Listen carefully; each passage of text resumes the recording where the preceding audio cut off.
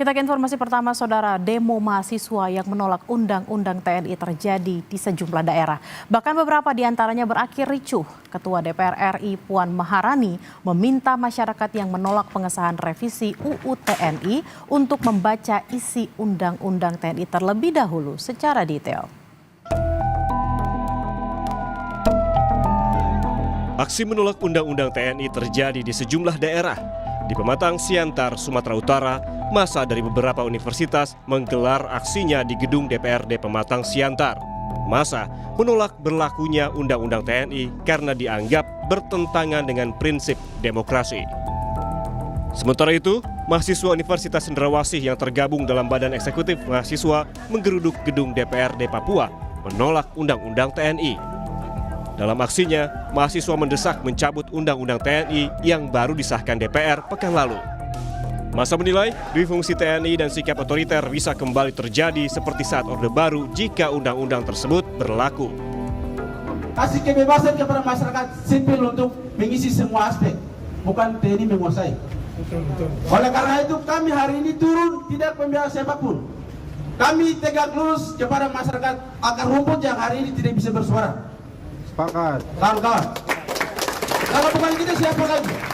Negara kita ini mencatat bahwa era Presiden kedua Soeharto itu dilensir karena rezim otoriter. Di tempat lain, unjuk rasa penolakan pengesahan Undang-Undang TNI di Karawang, Jawa Barat berujung ricuh. Polisi menangkap beberapa orang yang diduga merusak kantor DPRD Karawang. Polisi membubarkan massa unjuk rasa yang bertahan di gedung DPRD Karawang karena dianggap melebihi batas waktu yang ditentukan. Polisi menembakkan gas air mata, sebagian massa berlarian, namun sebagian lagi justru melakukan perlawanan. Kapolres Karawang AKBP Edward Zulkarnain bilang, massa bukanlah massa unjuk rasa, melainkan kelompok kriminal. Polisi pun menangkap beberapa orang dan menyita sejumlah barang bukti. Ini sudah mengarah kepada kriminal karena mereka sudah melakukan pengerusakan. Kami polisi persuasif, Ditjen sudah melakukan tindakan represif, tapi mereka melakukan pengerusakan di gedung DPRD Kabupaten Karawang. Ada beberapa orang yang kami amankan, sampai saat sekarang saya belum bisa tahu jumlahnya berapa. Tak hanya menggelar demo di lapangan, mahasiswa juga melakukan perlawanan lewat Mahkamah Konstitusi. 7 mahasiswa Universitas Indonesia mengajukan uji formil atas Undang-Undang TNI yang baru disahkan pemerintah pada Kamis 20 Maret 2025 lalu. Permohonan diajukan oleh Muhammad Alif Ramadan, Namo Radiarta Siahaan, Kelvin Oktariano, M. Nurobi Fatih, Nicholas Indra Siril Kataren, Muhammad Syadad Sumarta Dinata, dan R. Yuniar A. Alpandi.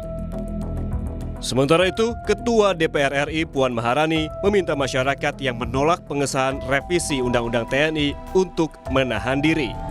Puan menyebut isi Undang-Undang TNI sudah bisa diakses di website resmi DPR RI. Puan meminta masyarakat membaca secara utuh dokumen final Undang-Undang TNI. Puan mempersilahkan masyarakat yang sudah membaca dokumen untuk protes jika merasa tidak sepakat. Pertama, ini baru selesai disahkan, kemudian penomorannya pun baru selesai dinomerin. Jadi tolong baca dahulu secara baik-baik isinya, apakah kemudian isinya itu ada yang tidak sesuai, apakah isinya itu kemudian ada yang mencurigakan, apakah isinya itu memang tidak sesuai dengan yang diharapkan.